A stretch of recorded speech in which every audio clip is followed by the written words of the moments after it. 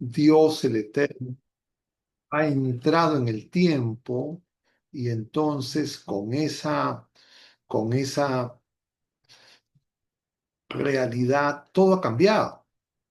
Entonces, claro, si nosotros decimos que somos cristianos y si nosotros decimos que Jesucristo es Dios, no podemos ver ya nada, absolutamente nada, como lo ven las personas que no tienen fe, que creen que Jesucristo a lo más es un maestro, un profeta, pero no Dios verdadero.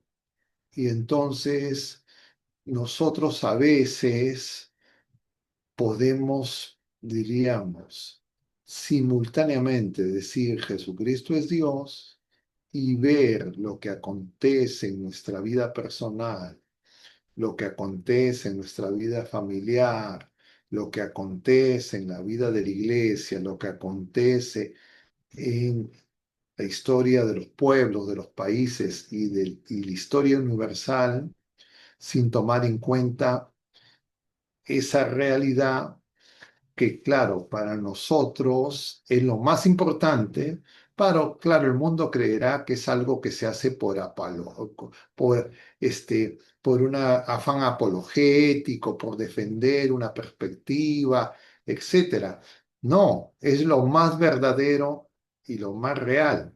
Pero claro, el mundo, por supuesto, sin fe, no, eso no lo va a entender, pero eso no significa que nosotros tengamos que acomodarnos al mundo, a esa comprensión incompleta del mundo, sino al contrario. Y entonces de allí viene este título de la historia de la salvación y las narrativas. Y cuando estamos hablando de narrativas así en plural, diríamos, estamos llamando en general narrativas a los hechos vistos sin Jesucristo, sin Dios, ya sea en mi vida personal, en mi vida familiar, en mi pueblo, en mi país, etcétera. Lo que el mundo le llama, diríamos, historia. Pero en esa historia no es que falte un dato, sino no está el designio providente de Dios, la intervención de Dios a través de las criaturas humanas, a través de su providencia. Y entonces, claro, lo que ven es simplemente apariencias, cosas fenoménicas, superficiales. Y nosotros podemos decir esto porque el Verbo Eterno se ha encarnado. El Verbo Eterno ha entrado en la historia y entonces hay una nueva creación, todo ha cambiado. Ahora, las aproximaciones desde la sola razón, cuando hay un afán sincero de buscar la verdad, pueden ayudar, no en el sentido, diríamos, que nos van a indicar lo fundamental, sino, diríamos, dando datos, información, algunos hechos que tendrán que ser comprendidos desde esa manera. Ahora, dicho estas cosas, como diríamos lo introductorio general, tenemos que darnos cuenta pues que esa mirada de fe no es la mayoritaria, inclusive dentro de los bautizados, dentro de la iglesia peregrina y que muchas veces nos deslizamos casi en dos discursos, uno para las cosas del mundo y otra para las cosas de Dios como si fueran independientes.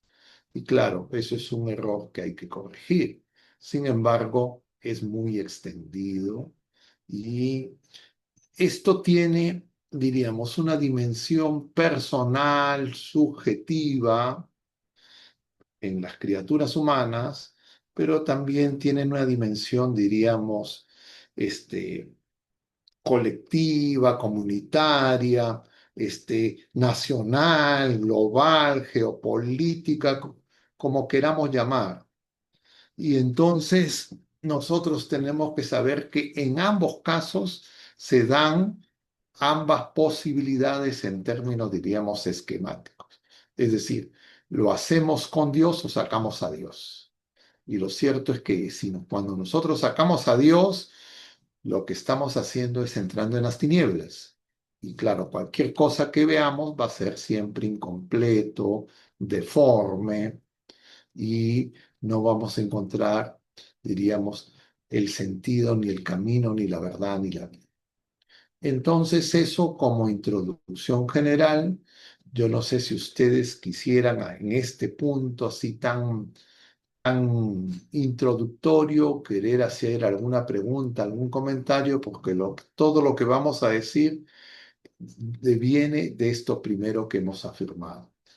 Esto que primero que hemos afirmado, ¿les parece a ustedes que es así o les parece que estamos exagerando, que somos fundamentalistas, que somos demasiado radicales o que estamos teniendo ya una mirada equivocada y que diríamos desde el mundo, desde la academia, desde las instituciones, diríamos entre comillas, de la historia, se ve mejor? ¿Qué piensan ustedes, hermanos? En esa primera, en ese punto primero genérico. ¿Alguien quisiera hacer algún comentario, alguna pregunta? A ver, Néstor, han levantado la mano. Buenas noches. ¿Cuál Buenas es tu comentario o pregunta? buenas noches, padre. Eh, Buenas noches. eh, Abordarlo como digamos, como meros datos, ¿no? Es decir, como información que uno pues va asimilando y luego va interpretando, ¿no? Pues eso es como ya lo había usted comentado en otra charla, eso es un ejercicio meramente racionalista, pues, ¿no? Entonces, al convertirse en un ejercicio meramente racionalista, está pues digamos, susceptible a caer en errores, a tener interpretaciones equivocadas y muchas veces pues nuestro sesgo puede llevarnos a ciertas interpretaciones que digamos, se nos acomoda, pues, ¿no? Que nos hacen sentir, digamos, que tenemos eh, la razón o que tenemos, digamos, la facultad de negar a los demás su opinión porque ya hemos, digamos, tenemos suficientes argumentos, ¿no? Como para desmentir al otro, pues, ¿no? Entonces, ese tipo de interacciones luego llevan, pues, a los conflictos, a las peleas, y hacen de que los interlocutores, ¿no? Cuando entran en esa dinámica ya de conflicto, se terminan cerrando, pues, ¿no? Y cuando nos cerramos ya no hay espacio realmente para buscar la verdad, sino solamente para confirmar nuestros propios sesgos, pues, ¿no? Entonces, esa me parece que es la Ya, primera observación. ya, pero yo iba a otro punto, mi querido Néstor. Yo no estaba preguntando las consecuencias. Ya te estás yéndote por las consecuencias de una u otra posibilidad. Yo más que las consecuencias, lo que estoy preguntando es si ustedes creen que efectivamente la revelación, la fe nos da una mirada diferente, o la mirada que podemos tener desde la fe, etcétera, es una mirada muy pobre, insuficiente, no tenemos datos, nos falta información, necesitamos ser alimentados por lo que aportan, entre comillas, las ciencias, y que esto nos enriquece, ¿ya? Entonces, yo todavía no estoy tratando de comentar las consecuencias de la elección en una u otra perspectiva, pero claro, desde la perspectiva de fe, diríamos, desde la revelación, por supuesto, el Señor no viene a destruir ni a negar al ser humano, sino al contrario, viene a liberarnos, a humanizarnos, a santificarnos y engloba cualquier esfuerzo de búsqueda de la verdad que pueda tener cualquier criatura humana, cualquier saber humano, que siempre va a ser incompleto, parcial. Eso es lo que nosotros en la perspectiva católica entendemos. Pero vamos a ver luego las consecuencias, ¿ya? Un poco lo que has estado anticipando, pero estamos en una etapa previa todavía. A ver, vamos a escuchar a Javier creo que también Raúl había levantado la mano, ya no. A ver, ¿quién le toca intervenir?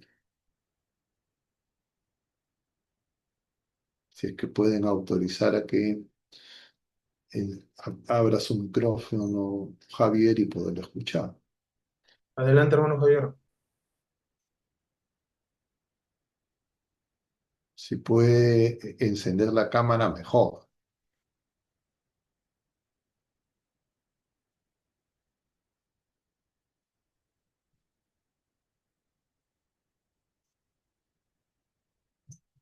¿Hay algún problema técnico con Javier?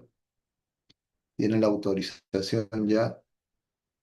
Sí, sí, ya tengo la autorización. De repente esto también. Javier, ¿puedes abrir tu micrófono o tienes? Ya no lo Qué perdí a barbaridad. Javier. Ahora sí, ¿me A ver, escucha, te padre? escuchamos, pero sí te escuchamos, pero no te vemos. A ver, sí, a Ah, ver. ya, voy a abrir la cámara entonces ahora. Ya, ya, pero ya abrí la cámara ya, no sé. Ah, ya, audio. Pero entonces, falta que Ahora sí. prendas la luz algo para que se te vea la cara, porque no. La cámara está encendida, pero se ve un cuadrado negro, por lo menos así lo veo. Ya, bueno, te vamos escuchando, Ya. Javier, mientras que luego vamos reconociendo tus facciones. Bueno, en lo que usted explicó en la charla en presencia, el día en la iglesia, ¿no? ¿Cómo es todo lo que usted ha hablado y eh, lo que se entiende, ¿no? Es en base que no lo comprendemos hasta nosotros mismos, ¿no? Pero nunca deja de haber en las opiniones lo que usted manifestó que es la soberbia, ¿no? La soberbia es una parte, bueno, es una parte, sino es similar al ego, que nos lleva a una serie de conclusiones o de acciones en el cual nos obnubiliza la mente de tal manera que la captura, ¿no? Y no sabemos, ni nosotros mismos sabemos por qué, pero dentro de eso este, no pedimos una, una ayuda o ya sea mentalizarnos tanto para que no penetre tanto a nuestra concentración, ¿no? Todas esas deficiencias que existen en las creencias, ¿no? Y en las cosas que reflexionamos. Porque, por ejemplo, le digo, padre, ¿no? Por cosa del destino, yo en el 2023 estaba sin trabajo y había una empresa que, que se dedicaba a lo mismo que en las empresas que he trabajado, lo que es insumos alimentarios. Ellos hacían desarrollos, ¿no? Todos los que trabajaban ahí eran de la Universidad Unión, que es que son adventistas, ¿no? Y tenía una Biblia que era diaria, ¿no? Que la leía todos los días a las 8 de la mañana. Y cosa del destino, yo soy cristiano, de gestión de niño, mi mamá me llevaba a la iglesia. Y bueno, se me ocurrió en uno de esos eventos que hacían a las 8 de la mañana, decirle a Jacqueline, Jacqueline, ¿tú crees que pueda leer yo? Claro, Javier. Entonces, me puse a leer, ¿no? Una parte de su Biblia, ¿no? Pero yo enfaticé en algo y percibí algo que a ellos no les gustaron, ¿no? ¿Por qué? Porque terminando eso, yo prácticamente el equivocado era yo, no sabía lo que era del séptimo, ¿no? Adventista, y comencé a mandarle videos de la hermana Glenda, sobre todo de la Virgen María, que tiene una canción muy hermosa, ¿no? Y sus facciones de ellos, sus acciones, comenzaron a transformarse de tal manera de que como que si yo no era bienvenido, sino que a mí me contrataron por el hecho que yo tenía una buena cartera de clientes y yo la necesitaba, ¿no? Y hasta el mismo jefe, o sea, que era, parece que tenía un alto cargo dentro de la iglesia, me decía, mira Javier, acá el que se va es porque quiere, ¿no? Así me decía en cada momento. De hecho, que aprovechó bien la cartera de clientes porque era una cartera fuerte, ¿no? De clientes, que es lo que le faltaba a ellos, pero poco a poco, o sea, fueron diferenciando. Yo no cambié mi estructura, ¿no? De católico, ¿no? Pero lo que yo le digo es que Pero no, a ver, te agradecemos, Javier, por tu comentario, pero la verdad que yo no entiendo eso que nos comentas, cómo lo vinculas al tema que estamos tratando. mire, padre, le voy a decir la verdad. Yo me he expresado de esa manera porque usted, en cierta manera, cuando lo escuché personalmente, hablaba mucho del razonamiento y el intelecto y decía de que Ujú. la soberbia entraba a eso. Pero yo he captado esta conversación después de las 8 ya. No, Ya. Que no, no has estado en la introducción, pero te agradecemos. Vamos a tomar en cuenta lo que estás mencionando y puedes volver a intervenir en cualquier momento, ¿ya? Te agradecemos ok, mucho, padre, Javier, tu comentario. ya, A disculpe la ver, molestia. Carol, no te preocupes. Carol, buenas noches. Si puede encender el micrófono, Carol.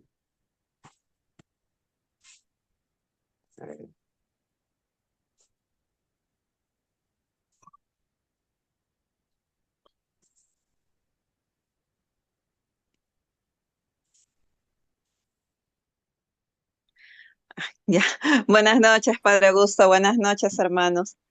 Buenas Padre noches. Augusto, sí, sobre esa pregunta que hizo sobre si era verdad o no ese, ¿no? Esa parte introductoria que mencionó hace unos minutos. Bueno, sí, yo diría que sí es cierto, ¿no? Creo que no es ninguna exageración, ¿no? Porque sí, pues están muy parcializadas, ¿no? Las narrativas, ¿no? Y justo, bueno, me acordaba un poco, ¿no? De, bueno, clases de historia que he recibido, bueno, a lo largo de mi vida, ¿no? Que sí, pues se deja a Dios de lado, ¿no? Y eso sea desde que recuerde yo, ¿no? Cuando llevaba la clase de historia en el colegio, en la universidad, era bien parcializado y a Dios no se le menciona casi para nada, ¿no? Bueno, eso quería comentar, padre. Ok. Entonces, bueno, no vamos a insistir en este punto. Pueden volver y podemos volver sobre este tema.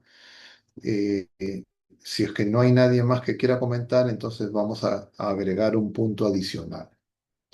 No hay nadie que quiera comentar. Bueno, si es así, entonces lo que estamos diciendo en breve, como resumiendo lo que hemos mencionado hasta el momento, un solo punto de realidad, es que nosotros podemos observar la realidad con Dios, desde Dios como su fuente y como su fin, o sin Dios, pero no un Dios abstracto, sino sin Jesucristo, que es el Verbo eterno encarnado. Dios ha entrado en la historia, ha entrado en el tiempo, en la historia de cada persona, de cada familia, de cada grupo, de cada pueblo, de cada país, de la humanidad entera, incluida en lo de los ateos, los agnósticos y los que puedan tener cualquier creencia religiosa. ¿Ok?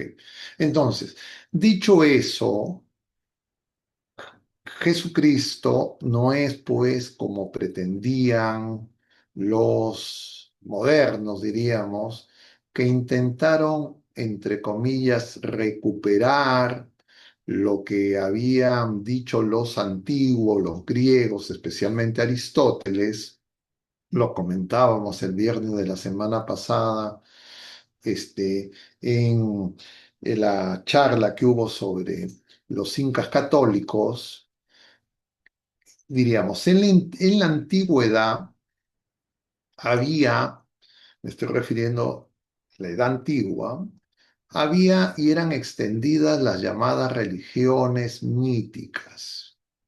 Y era común que los pueblos identificaran como dioses a fuerzas naturales, el sol, los fenómenos naturales, el agua, la tierra, etcétera, el fuego.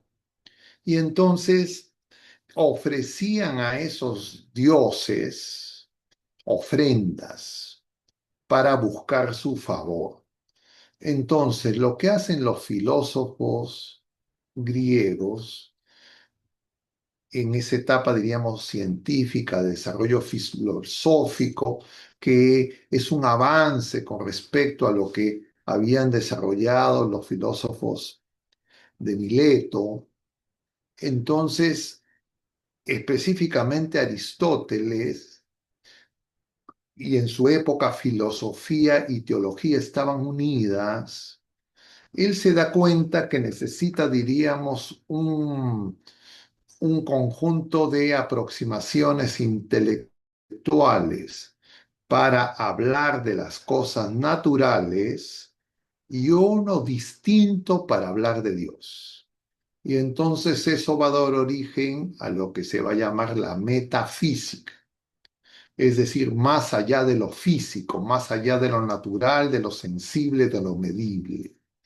Y entonces Aristóteles va a desarrollar esa rama del conocimiento, que sería teología en realidad, pero desde la razón, no desde una revelación, y entonces él llega a identificar a Dios como el ser en sí mismo, que tiene todas las perfecciones, y él es el origen de todo lo demás. Diríamos de alguna forma creador. No precisas y de manera directa, con intermediarios, entre comillas, sin entrar en ese tipo de detalles, pero él establece que Dios es tan perfecto y la creación y las criaturas humanas tan imperfectas que Dios lo tiene todo y no necesita nada de las criaturas humanas. En consecuencia, Dios no ama, no espera nada de las criaturas humanas y no hay cómo las criaturas humanas se puedan relacionar con Dios. Entonces, la crítica que hace Aristóteles a esa religiosidad mítica y el desarrollo de la metafísica lleva a negar la religiosidad, es decir, la posibilidad que la divinidad se relacione con sus criaturas. Esa mirada de Aristóteles la alcanza con la sola razón, con variantes, también está presente en Platón, pero no vamos a entrar en esas diferenciaciones. Lo cierto es que esa aproximación es retomada por los filósofos ilustrados, modernos, y van a llamar a esa aproximación deísmo.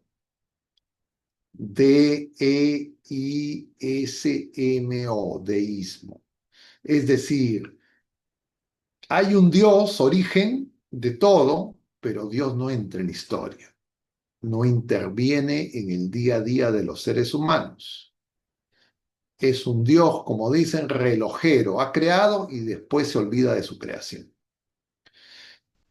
Esa aproximación lo que hace es niega a Jesucristo, niega la revelación, niega el cristianismo, porque el cristianismo se fundamenta en la revelación de que el Verbo eterno, la segunda persona de la Santísima Trinidad, asume la naturaleza humana el eterno, entra en el tiempo, nace de mujer y une lo humano y lo divino. Entonces, esa, esa aproximación, entre comillas, muy ilustrada, ignora los más de 1500 años de cristianismo y todo el tiempo, incluso también, de la revelación al pueblo de la primera alianza, donde Dios aparecía que se relacionaba con las criaturas, Dios de Abraham, Dios de Isaac, Dios de nuestros padres, le dice el Señor a Moisés. Entonces, esa etapa moderna niega la religiosidad. El cristianismo, la Iglesia Católica, toma lo que dice Aristóteles, toma esa metafísica, pero para aplicar esas categorías, para entender o verbalizar y poder expresar el misterio revelado de Jesucristo, que desde el Antiguo Testamento, en la relación de el Señor con Moisés en la zarza ardiente, cuando Moisés pregunta, ¿cómo te llamas? ¿Qué nombre le voy a decir? El Señor dice, yo soy el que soy. Misteriosamente, las reflexiones de la metafísica de Aristóteles permitían explicar ese misterio. No sé si me están siguiendo. Entonces, para nosotros, la historia es purificada, cambiada, cuando el Verbo Eterno se encarna y entra en la historia. Y eso aplica para cada criatura humana y para todas las criaturas humanas en general, incluso los que se dicen ateos, los que se dicen agnósticos, los que tienen otras creencias religiosas, porque el que entra es Dios. Entonces se produce una, diríamos, una mirada totalmente diferente.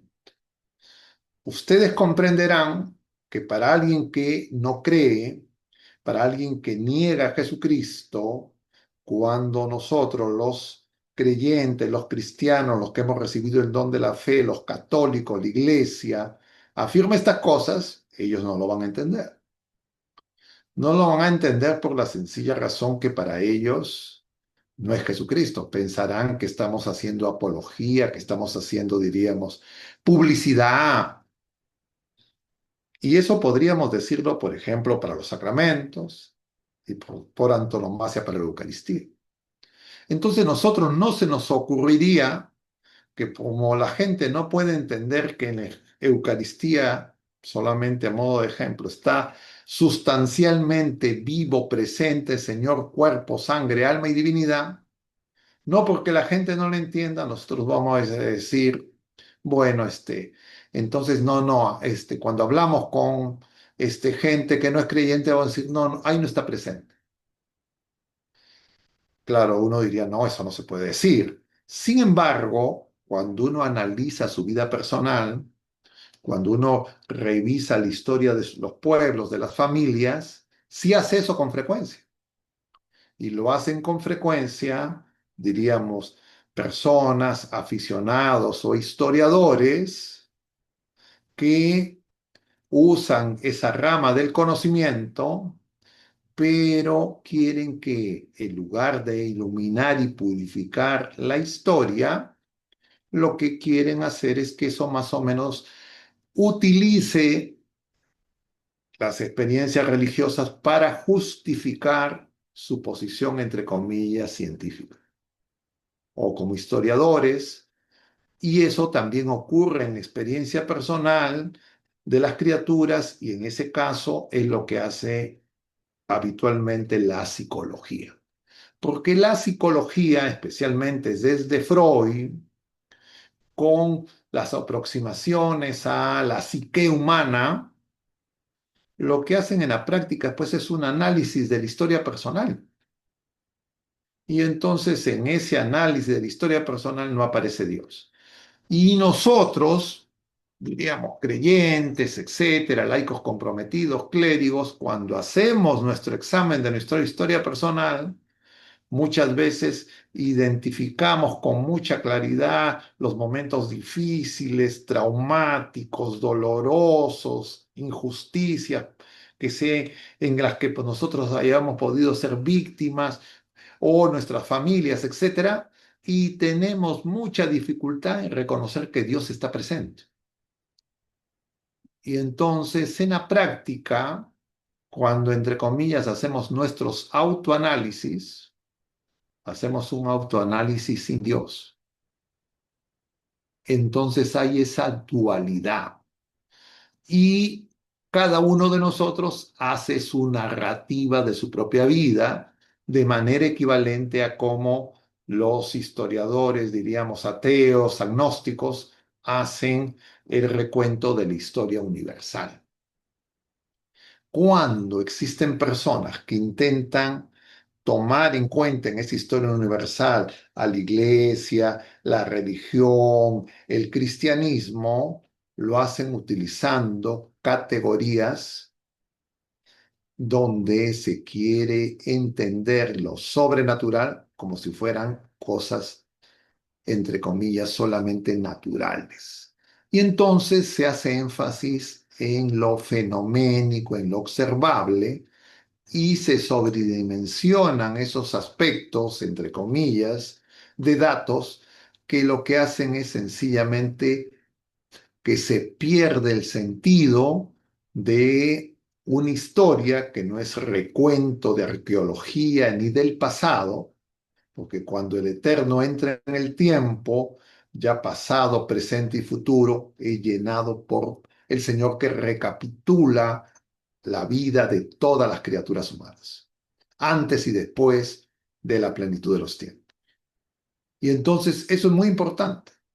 Y como de lo que se trata en este tiempo ordinario, que hemos empezado este domingo simultáneamente con el fin del tiempo de Navidad, y en esta semana que llevamos, primera semana de tiempo ordinario, de lo que se trata es que tengamos más claro quién es Dios que se revela y nos viene a decir en Jesucristo quién es Dios y también quién somos nosotros. Y entonces nosotros tenemos que darnos cuenta que nuestras propias narrativas personales tienen que ser purificadas. Y nosotros, todos nosotros, eso lo decíamos ayer, la figura Juan Bautista anunciados desde el Antiguo Testamento, de alguna manera nosotros también tenemos que ser precursores para acoger a Jesucristo nosotros mismos. Y entonces yo insinuaba, tal vez no lo decía tan explícitamente, yo le voy a hacer ahora mi observación. Yo creo que nosotros ahí estamos fallando, porque nosotros queremos ir a Jesucristo sin pasar por el precursor. ¿Y qué ocurre cuando se hace ese tránsito, diríamos, sin esa escala, entre comillas? Es que obviamos cosas muy importantes, entonces no entendemos lo que es la conversión. Y es común, porque llamo la atención, que Juan Bautista cuando empieza su ministerio en el desierto, él llama la conversión.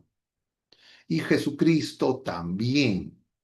Pero claro, la conversión de Juan Bautista, a la que llama Juan Bautista y la conversión a la que llama Jesucristo, no son opuestas, no son contradictorias, sino que son, diríamos, dos etapas que son necesarias. Pero, ¿qué ocurre con nosotros? Voy a aventurar a modo de hipótesis lo que yo observo.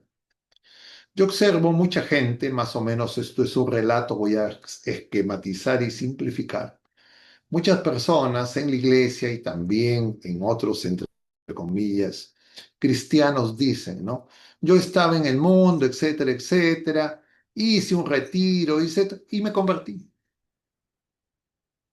Y entonces ahora sí ya, pero resulta esa etapa, entre comillas, que le llaman conversión, es una persona que una y otra vez sigue pecando, está, diríamos, que quiere estar con Dios y en el mundo, una vida de tibieza.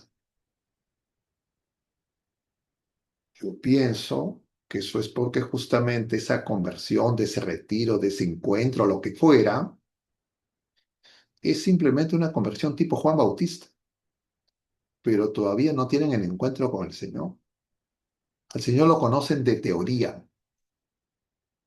No hay una vida, especialmente en personas que recibieron el bautismo de niños, luego se mundanizaron en familias que eran tibias y creen que la fe se reduce a tener algunos conocimientos doctrinales y algunas prácticas religiosas y creen que ya están teniendo la vida en Cristo.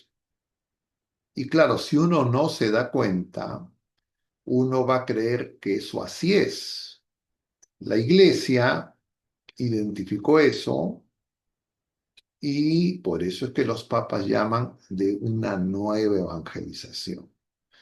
En la reunión que había la semana pasada, en estas referencias, diríamos, de esos comentarios en la presentación de ese libro, yo no me quiero referir específicamente al contenido del libro, ni hacer ninguna valoración del libro, pero sí quiero llamar la atención que ese libro ayuda para que entendamos la primera evangelización. Pero la evangelización no ha terminado, ni en la historia, ni en cada uno de nosotros. Y entonces al inicio del tiempo ordinario, luego de la presentación de la figura de Juan Bautista en el tiempo de Adviento, recuerden ustedes que en el tiempo de Adviento aparece, la iglesia nos dice que hay tres personas, aparece primero Isaías, luego Juan Bautista y luego nuestra Santísima Madre, pero luego en el tiempo de Navidad volvemos a ver a Juan Bautista y lo volvemos a ver al inicio del tiempo ordinario. El próximo domingo el evangelio que vamos a ver es del Evangelio según San Juan, también va a aparecer Juan Bautista. Entonces no lo podemos pasar así nada más, pero no lo podemos pasar así nada más, no solamente porque no es un dato, sino que nos sirve para que nosotros respondamos a la pregunta, ¿a qué estamos llamando conversión? ¿A lo que llamó Juan Bautista y que llevaba a bautizar con agua? ¿O a la conversión en Jesucristo, que es el bautizo con fuego, es decir, con el Espíritu? Porque lo cierto es que nosotros, la iglesia peregrina, en estos momentos, no estamos siendo luz en medio de este mundo en tinieblas. Y tenemos igual, las mismas tinieblas son mayores que las que tiene el mundo. Y entonces, claro, lo que nos dedicamos es más que hacer luz del mundo, a ser críticos y, entre comillas, opositores del mundo, cuando el Señor nos envía al mundo para que el mundo se convierta. Pero si nosotros no nos damos cuenta qué implica la vida en Cristo, es decir, nosotros no estamos haciendo en nosotros ese examen del Dios eterno, que es amor, que ha entrado en nuestra vida personal, en nuestra vida familiar y en la vida de toda la iglesia peregrina, que la mayoría, si no todos, yo entiendo, somos bautizados, pero sin embargo, pues tenemos una práctica en el fondo como del Antiguo Testamento.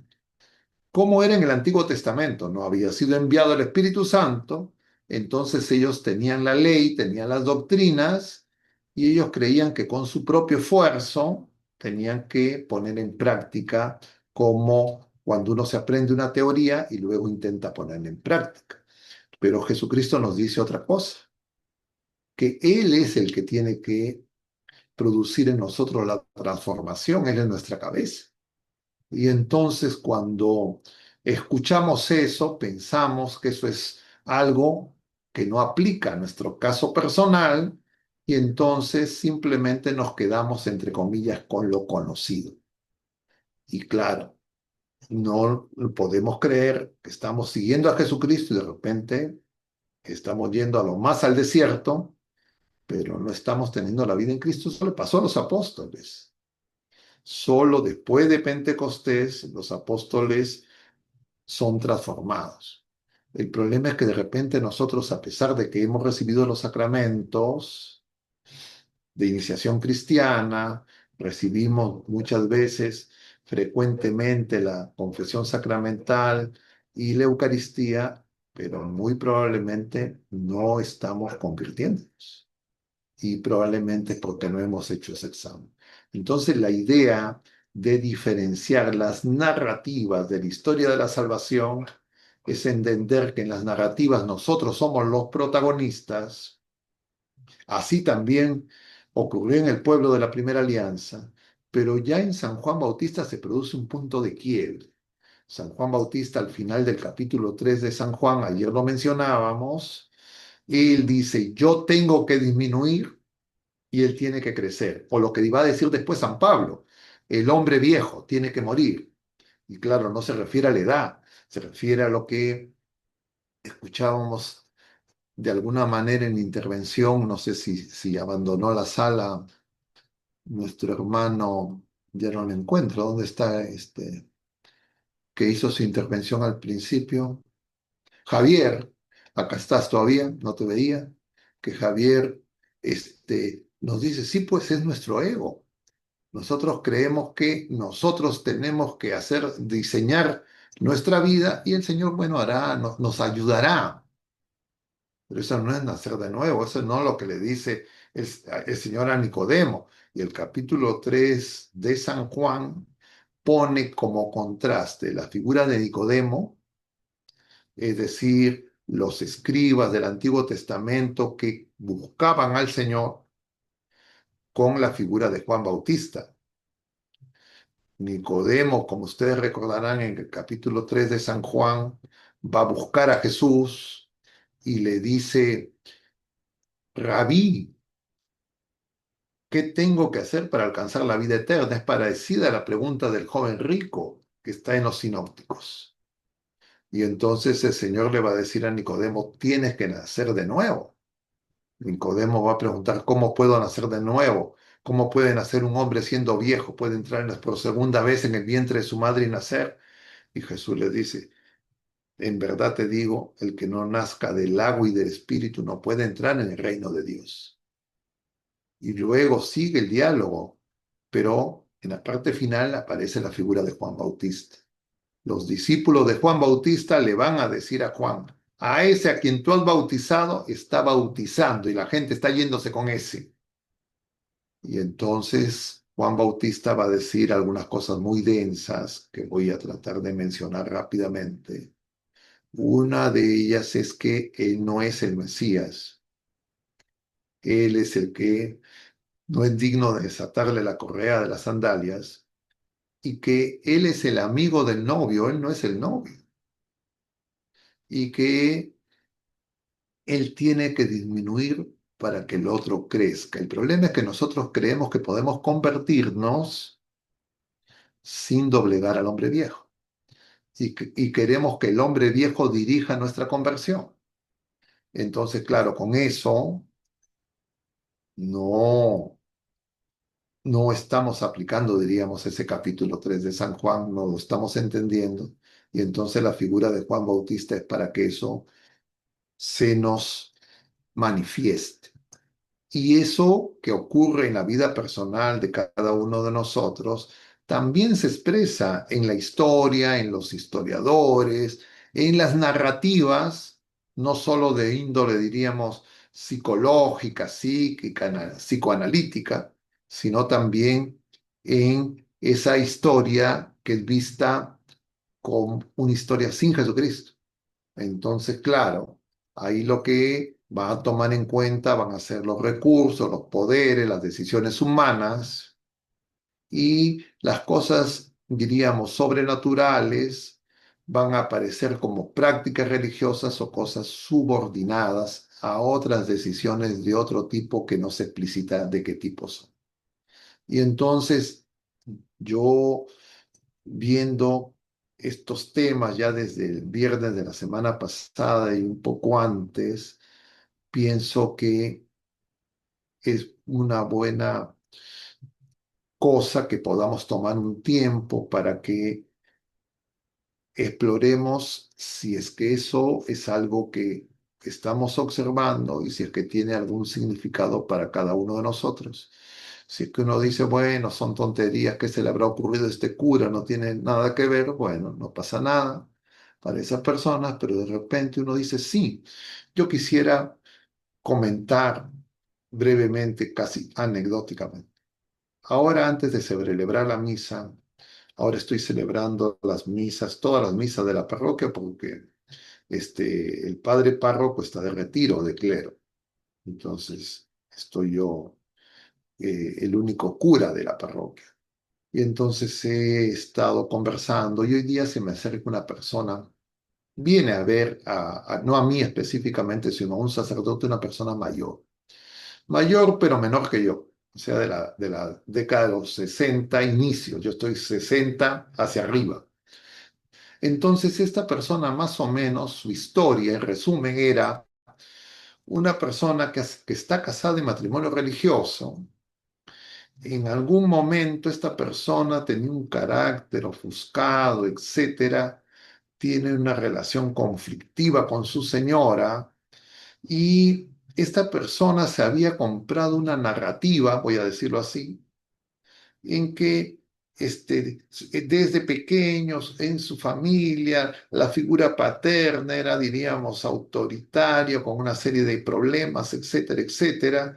Y entonces él pensaba que, consecuencia de eso que veía él en su padre y en la relación con su madre, él había asimilado y repetía y reproducía esas cosas, entonces él los había trasladado después a su vida matrimonial y producto de eso la relación se había hecho complicada y no se ha divorciado, no cayó en infidelidad, pero ya no sé hace cuántos años, más de una década, ya no vive con la mujer.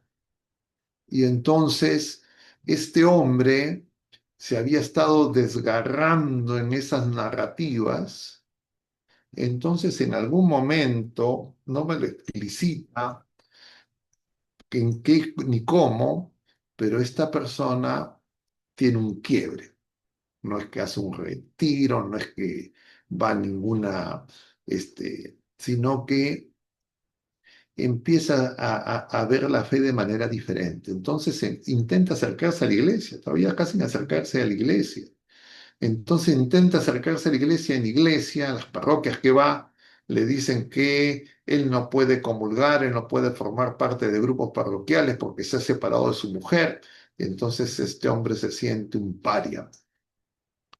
Y entonces va ahora a la parroquia porque tiene una serie de problemas de salud física, diríamos así, y entonces agobiado con esos problemas emocionales, etcétera, más estos problemas de salud física y toda su historia, entonces busca la confesión sacramental y busca la unción de los enfermos. Entonces converso, lo escucho, etcétera, y claro, esta persona creía que no podía comulgar. Yo le digo, usted está viviendo en adulterios, usted está conviviendo con otra persona. Me dice, no, nunca lo hizo. Me dice, no sé. Digo, si eso es así, entonces usted sí puede confesar, sí puede comulgar.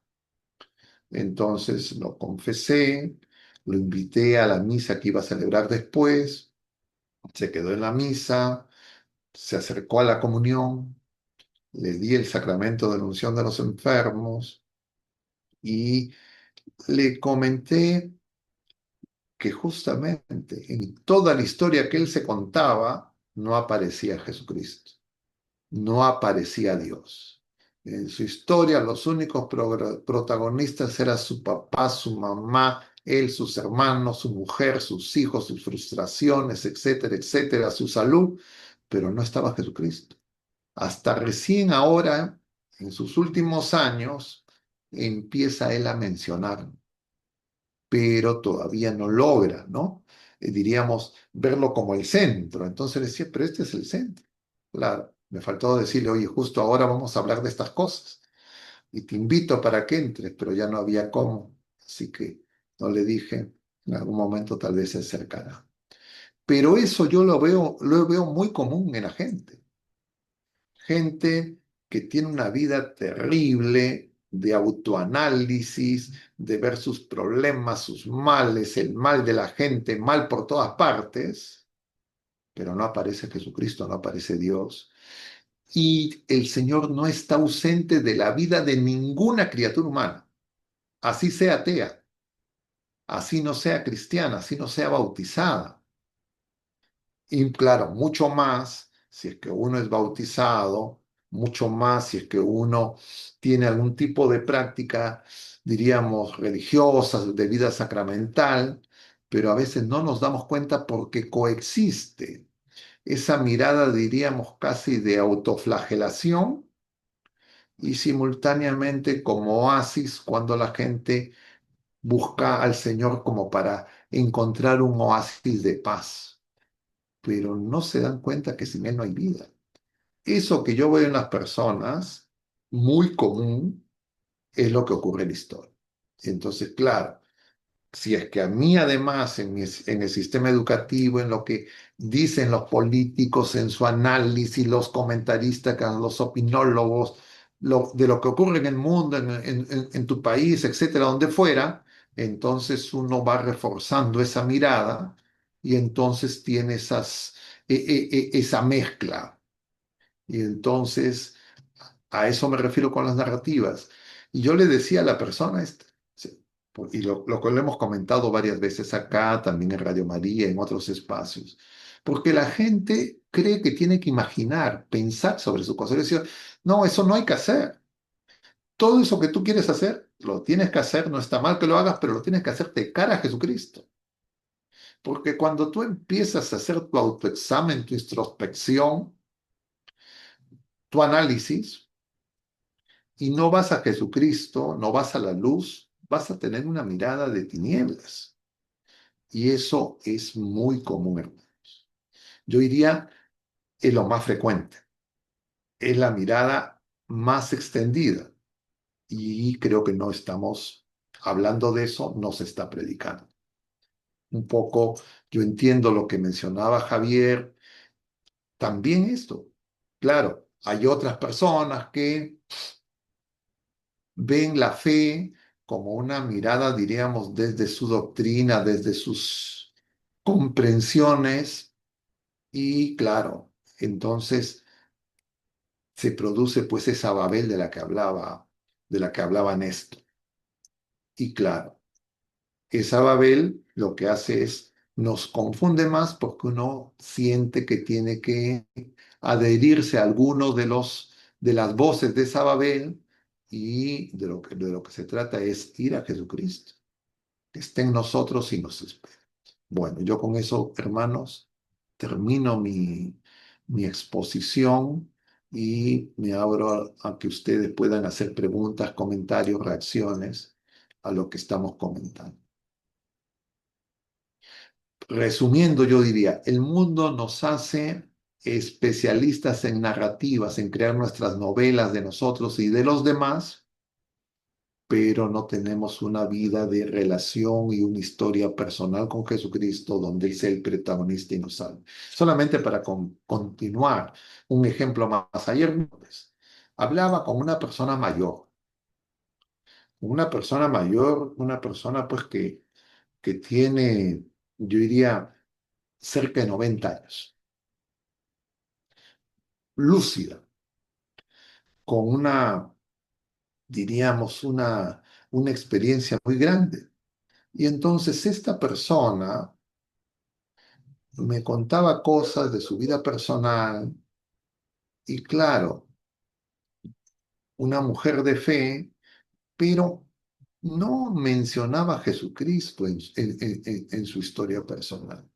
Muchas veces nosotros creemos que no está. ¿Y por qué pensamos eso? Porque nos fijamos solamente en lo externo. Entonces esta persona, creo que conversábamos, no quisiera entrar en detalles de los contenidos de la conversación, pero claro, se le mencionaba y si ella se da cuenta, sí, rápidamente, como dice la pesca, porque claro, es una persona de fe. Claro, una persona que no tiene fe o una persona que es cuasi agnóstica, cuasi atea, le va a parecer que esto son cosas irrelevantes. Pero una persona de fe rápidamente ordena todo el Señor en la historia de cada uno de nosotros. Bueno, comentarios, preguntas. Javier está con la mano levantada, vamos a darle la autorización para que comente y pregunte. No te vayas por la rama, Javiera, porque yo me doy cuenta que tú eres más o menos como yo. Así que al punto. A ver, no te escuchamos. Si puede abrir el micrófono. Javier, si quién está administrando para... A ver, abre tu micrófono, Javier, y te escuchamos.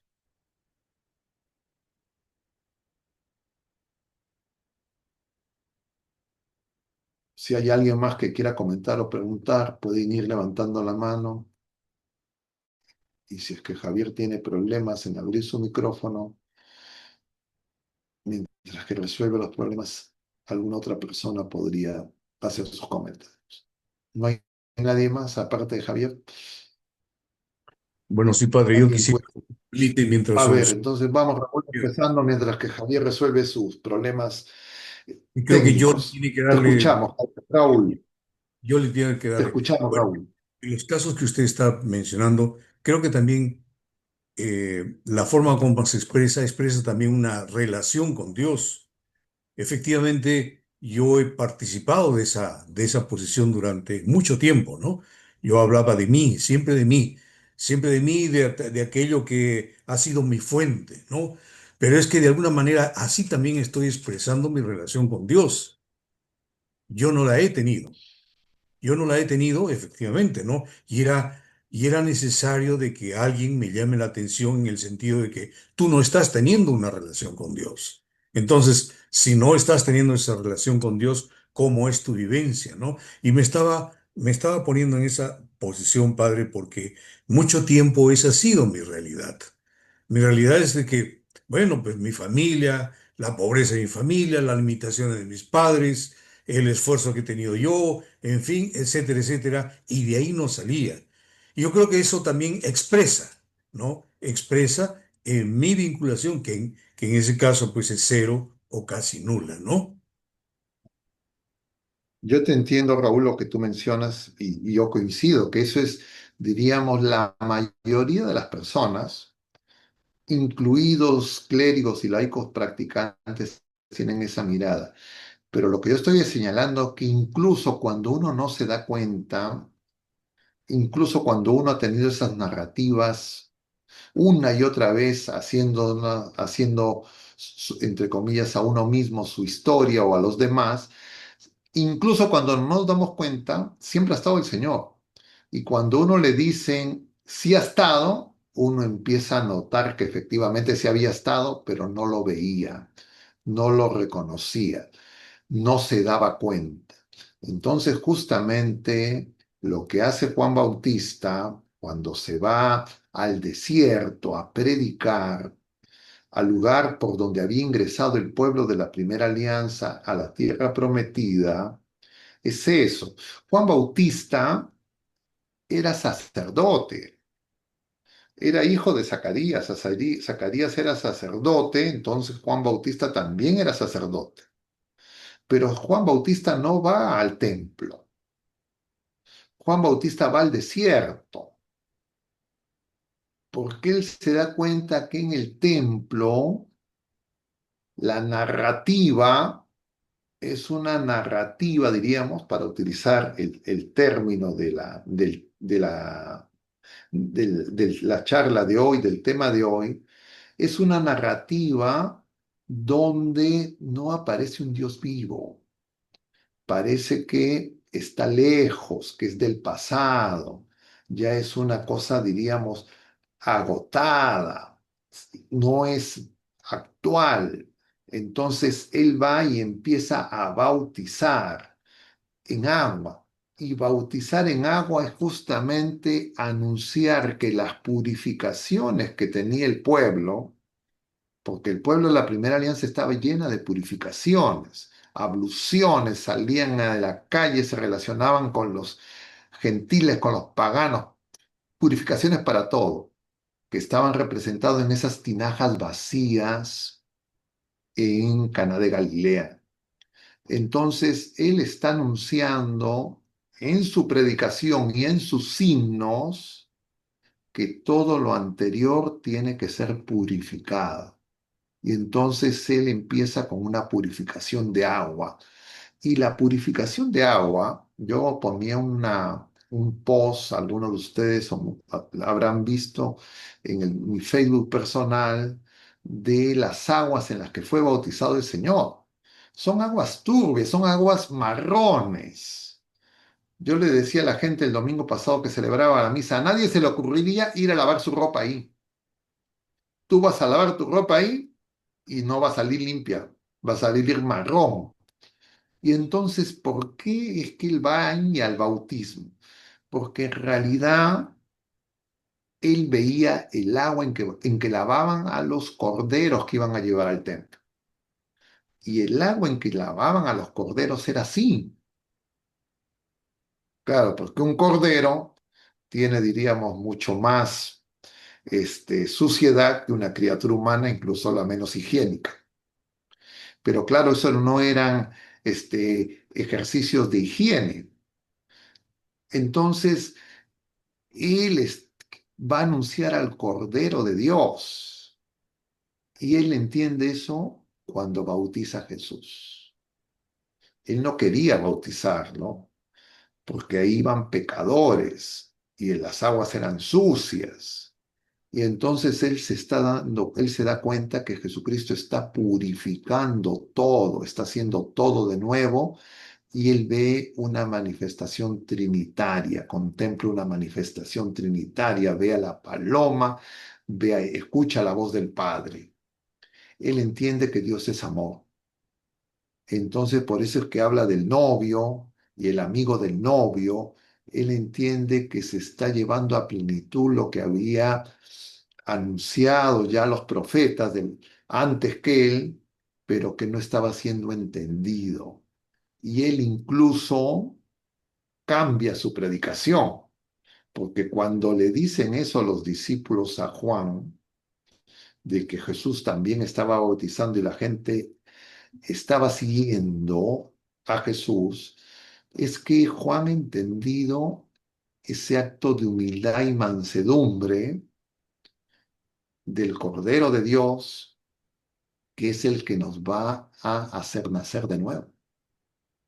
Y entonces, claro, eso está en la enseñanza de la iglesia, no estoy yo inventándolo, pero nosotros tenemos que darnos cuenta que lo que hemos recibido es una vida nueva.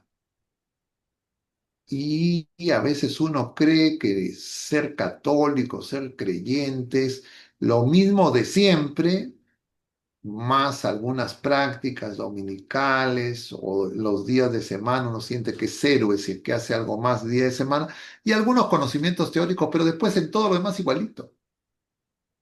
Entonces no entendemos qué es esa vida nueva. Y entonces, claro, cuando uno le dice eso a las personas, en general lo que yo observo es que a la gente no le gusta. Como por supuesto entiendo que no les gustaba la predicación de Juan, y tampoco por supuesto les va a gustar la predicación del Señor. Porque cuando uno cree que ya está convertido, cuando uno cree que no es fariseo, cuando uno cree que no es como los escribas, cuando uno cree que tiene al Señor y no se da cuenta que eso no se nota en la manifestación del día a día, más allá de nuestras expresiones verbales o nuestro voluntarismo, es que necesitamos conversión. Y claro, lo mencionaba ayer Walter, porque, claro, estábamos hablando de conversión y efectivamente esta primera parte del tiempo ordinario nos lleva a una conversión más profunda que nos haga vivir la Cuaresma, para poder vivir la Pascua, porque si no nos pasamos año tras año y en Cuaresma hablamos de conversión, pero no queda claro de qué conversión se trata. Es decir, es un nuevo nacimiento. ¿Y cómo es un nuevo nacimiento los que ya estamos bautizados? Es que esa vida nueva que nosotros tenemos no se manifiesta, ni para nosotros ni para los demás. Y solamente es algo que, diríamos, como algo externo, solamente aparece fugazmente algunas horas, algunos días de la semana, en algunos momentos específicos, cuando estamos en la misa, cuando estamos en alguna reunión, diríamos, eclesial, pero no en las 24 horas del día. Bueno, no sé si con eso complementamos lo que dice Raúl. Yo creo que ese es el problema, que todos nosotros tenemos eso, pero en algún momento tenemos que darnos cuenta que nunca hemos estado solos, nunca el Señor nos ha abandonado y que en algún momento tiene que brillar una luz mucho más grande, es decir, experimentar ese amor de Dios que haga que efectivamente podamos vivir, como dice San Pablo, en la libertad de los hijos de Dios.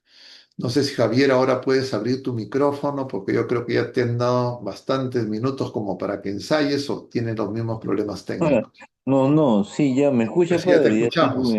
Sí, sí, ya. te Solamente quería escuchamos. decir algo que es primordial y que muchas veces eh, no es que no nos demos cuenta, ¿no? Pero nos ha sucedido tantas cosas en la vida, porque al fin de cuentas nadie sabe la niega de nadie, ¿no? O sea, hemos salido de varios peligros, hemos salido de varias desgracias, digamos, hemos enfrentado, ¿no? Y salidos airosos, airosos de, de problemas, ¿no? Y circunstancias, pero lamentablemente, eh, no somos agradecidos, o sea, ni reconocemos, solamente reconocemos nuestra soberbia diciéndome, por ejemplo, ¿no? Diciéndome, yo me salvé de esto, pero fue porque mi fortaleza espiritual, mi ahínco, pero jamás en la vida agradecemos y reconocemos que ante la desesperanza, ¿no? El no dejar que nos muerda la desesperación no depende de nosotros, sino que queremos sentir algunos si caminamos con Dios o no lo hacemos, pero ¿por qué es eso, no? Porque en cierta manera deberíamos estar agradecidos de lo que nos sucede, pero no digo que existen desagradecidos, sino simplemente lo que me expreso es que ahí vuelve a entrar la parte que usted siempre habló, ¿no? De la soberbia y el egoísmo. Y lo que no debería de pasar, ¿no? Para poder creer y tener mayor poder en la creencia, no en la creencia, sino en la fe y la espiritualidad, sería en esa parte, ¿no? Reconocer que no solamente nosotros salimos del problema ni del caos, sino tuvimos a alguien a nuestro camino que nos ayudó y no le agradecemos. O sea, es completa la situación y pienso que debemos ser más, más espirituales y tener mayor continuidad de andar con Dios, ¿no? En cualquier momento, ¿no? En cualquier momento, pero no solamente para nosotros, porque como dice el mundo, ¿no? Ya vamos a orar, oremos, no haremos el rosario, pero no solamente para nosotros, sino para nuestros semejantes, porque una ora a veces por su vida propia, ora por su familia, pero no ora por el mundo, no ora por las personas que están necesitadas, ¿no? Y sobre esta puerta que es importante de que le decía, padre, ¿no? Ser bien agradecidos. Eso es todo lo que quería Muy decirle, ¿no? bien, Javier, tú eres de la parroquia San Juan de la Cruz, ¿no, Javier? Claro, claro, padre, sí. Ya. Yo, Sino que tu foto no la veo bien, pero ya te estoy reconociendo la voz. Muchas gracias, Javier, por sí, tu comentario, ¿ya? Vamos a ya, escuchar a gracias. Claudia. Muchas gracias, Javier. A ver, ¿qué dice Claudia? Si puedes encender tu micrófono, ya podemos escuchar a Claudia. Buenas noches, padre. Buenas noches con todos. Buenas Padre, yo noches, buenas noches. tenía dos preguntas. La primera es, ¿cómo podemos nosotros, ahora que ya sabemos que tenemos que tener más presente a Dios en nuestra vida, en nuestra historia, este, cómo nosotros tenemos que empezar ahora a contar nuestra historia, ¿no? O sea, siempre viendo un poco más allá, pero, y la otra pregunta es, nosotros como padres, como en mi caso como madre, ¿cómo yo a mi hijo tan pequeño tengo que enseñarle a que él siempre tenga presente a Dios en su historia? ¿Cómo nos puede Yo recomendar? te entiendo, a ver, Claudia, yo no sé, yo no tengo una técnica, ¿ya? Ni una respuesta así unívoca de validez universal, pero yo pienso, de mi experiencia personal, que lo que nosotros tenemos que, en lugar de nosotros mismos contarnos nuestra historia a nosotros mismos y luego contársela a otras personas, nosotros tenemos que hacer esos cuentos, esas narrativas en oración al Señor. Entonces, uno tiene que, si uno está acostumbrado a decirse, ay, yo cuando era niño, que mi mamá, mi papá pasó esto, que el otro, que no, que lo que fuera, uno tiene que ir al Señor y decirle al Señor eso. Es decir, nuestra historia se la contamos a alguien, que no es un uno cualquiera, sino es Dios mismo, que es el que nos conoce a nosotros y el que sabe todo el sentido de todo lo que nos ocurre. Y nosotros tenemos que saber que todas las cosas malas que nos ocurren son consecuencia de que nos hemos alejado de Dios. Y que todas las cosas buenas que nos ocurren es porque el Señor misericordioso, a pesar de que nosotros nos alejamos de Él, nunca nos abandona. Yo lo decía ahora en la misa, pensando en la charla y pensando en la primera lectura. Como ustedes saben, estamos leyendo el libro de Samuel, el primer libro de Samuel. Y justamente es una historia, así es toda la Biblia. Es la historia de Ana. Ana, primero el libro nos describe que quería tener hijos, no podía tener hijos.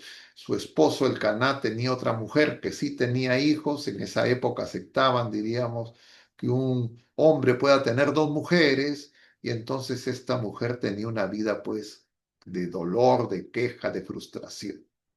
Entonces, ¿qué hace esta mujer? Va a hacer oración. No se nos dice exactamente qué, pero lo que se entiende es que ella le cuenta su vida al Señor y simultáneamente le pide al Señor.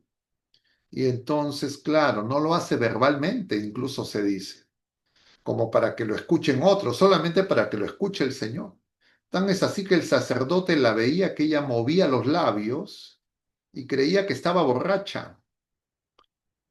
Entonces le dice, oye, mujer, tú que es tan temprano ya estás con el vino. Y ella le dice, yo no estoy borracha, lo que estoy pidiendo al Señor. Y entonces el sacerdote Lee le dice que el Señor conceda lo que pides. Y entonces va a quedar embarazada, va a tener su hijo y lo estaba ofreciendo al Señor y lo va a llevar al templo, va a ser el profeta Samuel. Entonces, eso es lo que se nos dice. Es decir, todo lo que ocurre en mi vida, que yo pienso, siento que son injustos, que no me celebran mi cumpleaños, que nadie se acuerda de mí, que todo el mundo me maltrata, etcétera, etcétera. El Señor ya lo sabe, pero yo se lo digo al Señor para que yo tenga una mirada diferente y no me dé cuenta que no soy huerfanito, que puede hacer que mi mamá, mi papá, todo el mundo me haya abandonado, pero el Señor no me va a abandonar. Tengo que descubrir eso. Pase lo que pase, somos amados de Dios.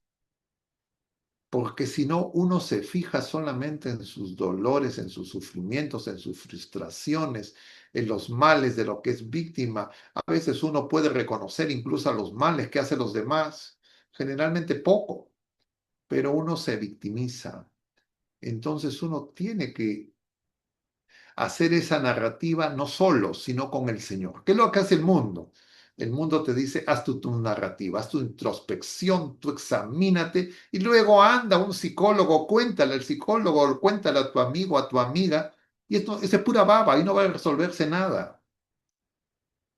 O que lo cuentan incluso entre esposos, incluso dentro de la familia. Puede parecer que, no digo que lo cuenten a gente que no le interesa lo que te pasa, ni, no, porque a veces uno se cuenta su historia y le gusta contar su historia porque él se victimiza, no aparece, diríamos, tan mal, le culpa a alguien, encuentra que se solidarizan. Eso es justamente lo que hacen los historiadores, eso es lo que hacen los opinólogos. Y entonces nosotros tenemos que darnos cuenta que hay otra mirada, y es ir al Señor de la historia, que es todopoderoso, y Él sea lo que sea que haya ocurrido en nuestra vida, Él lo va a iluminar y va a hacer que nos demos cuenta. Puede hacer que yo haga eso y no me dé cuenta. Recurro a la, diríamos, en dirección espiritual. También aparece en el caso de Samuel. Samuel empieza a escuchar esa voz en la noche que le dice Samuel, Samuel. Y Samuel cree que el que lo está llamando es el sacerdote Elí. Y entonces, vengo porque me has llamado. Elí le dice, yo no te he llamado. 2 veces. Hasta que después Elí se da cuenta que el que le está llamando es el Señor. Y le dice, si vuelves a escuchar esa voz, diles, habla Señor, que tu siervo escucha. No se ha hecho la lectura de lo que viene después, pero resulta que al día siguiente, Elí está muy interesado a ver qué le ha dicho el Señor, porque Elí ya no escucha al Señor. No solo está casi ciego, sino tampoco no escucha. Inicialmente Samuel no le quiere decir, porque lo que le ha dicho el Señor es terrible sobre él y sobre los hijos de Elí, que también son sacerdotes. Y luego, claro, no se ha leído esos versículos ahora, pero Samuel le dice, pero a pesar de que Samuel le dice lo que el Señor ha dicho, Elí no hace caso y no corrige a los hijos, y los hijos y la gente, es decir, no Dios, están los filisteos y se van con el arca de la alianza creyendo que con el arca de la alianza como amuleto van a ganar en la batalla. Y resulta, como se dice ahora, no solo mueren los 2 hijos, sino capturan el arco de la alianza. Cuando le dan la noticia a Elí, él iba a caer, se va a descalabrar, va a morir. Entonces, esa es la historia sin Dios. Entonces, por eso es tan importante la oración que veíamos Jesús ayer. Solo se va a hacer oración y Él está pidiendo por nosotros. Y Él quiere que nosotros veamos la oración colecta de esta semana. No sé si se han dado cuenta, si no se han dado cuenta, tienen oportunidad de buscarla y la van a escuchar mañana y el sábado. La oración colecta es, Señor, que vea lo que tengo que hacer y que tenga la fuerza para ponerlo en práctica. Es decir, estamos poniendo toda nuestra confianza para hacer la voluntad de Dios. Eso es lo que el Señor está pidiendo para nosotros. Entonces, cuando yo descubro que el Señor está en mí, que Él actúa, que Él quiere mi bien, no es que se desaparecen mis problemas, no es que ya no tengo dificultades, etcétera. No, no, no va a haber el paraíso en la tierra, pero sí voy a tener una mirada diferente. Y no me voy a desesperar tan fácilmente. Y entonces voy a descubrir lo que es la verdadera conversión. Ahora lo que nosotros tenemos como, entre comillas, conversión, la gente dice, yo antes era alcohólico, antes tenía esta cosa, esta otra, ya me convertí, dejé eso, pero no estoy teniendo vida en Cristo. Y entonces la gente deja algunos pecados públicos, pero otras cosas están intactas. Y especialmente, como nos decía en sus comentarios, Javier, la soberbia, etcétera, están a viento en popa. Y justamente lo que le muestra el Señor a Juan Bautista y luego Juan Bautista le muestra a sus discípulos es que Él tiene que crecer, nosotros tenemos que morir todos los días, pero eso nosotros no lo queremos hacer. Nosotros creemos que nos alcanza y nos sobra con algunas prácticas devocionales y algunas prácticas religiosas y algunos conocimientos doctrinales, y eso de nacer de nuevo no queremos. Y entonces nos parecemos más a ese joven rico y menos a ese leproso que busca al Señor y le dice, si quieres, puedes limpiar. Y el Señor lo toca y le dice, quiero. Entonces nos falta esa conversión. Bueno, no sé si es que eso ayuda algo a Claudio, ya me salí del tema, pero yo creo que desde pequeños a los niños hay que decir eso. Yo creo que los niños sí escuchan. Yo comentaba lo que habíamos observado con los niños de inicial, de 2 a 4 años. Un niño, si los padres, alguien les habla de Dios, de Jesucristo, presta atención más de 1 hora, 2 horas. Yo recuerdo antes, les comentaba, de un niñito de 4 años, Joaquín, que también era hijo único, nunca había conocido a ningún niño porque nació en la época de la pandemia. Y cuando le empiezo a hablar de Jesús, este niño no se quería ir. Claro, el problema es que nosotros no tenemos tiempo, no tenemos paciencia y creemos que más importantes son las cosas que nosotros decimos, lo que nosotros imaginamos, que lo que se nos ha revelado y lo que el Señor hace en nosotros. Bueno, si no hay comentarios, preguntas, ahí quedaremos por ahora. Sí, padre, ya no hay más Les comentarios. doy la bendición. El Bueno, Señor esté con ustedes y la bendición de Dios Todopoderoso, Padre, Hijo y Espíritu Santo, descienda sobre todos ustedes y permanezca para siempre. Mucho ánimo, hermanos, que Dios los bendiga. Hasta la próxima. a usted también, padre. Gracias por todo. Gracias, hermanos. Y los esperamos el próximo miércoles en Radio María y el jueves en otra edición de estas charlas. Gracias por todo. Dios bendiga a todos. Buen fin de semana, queridos hermanos.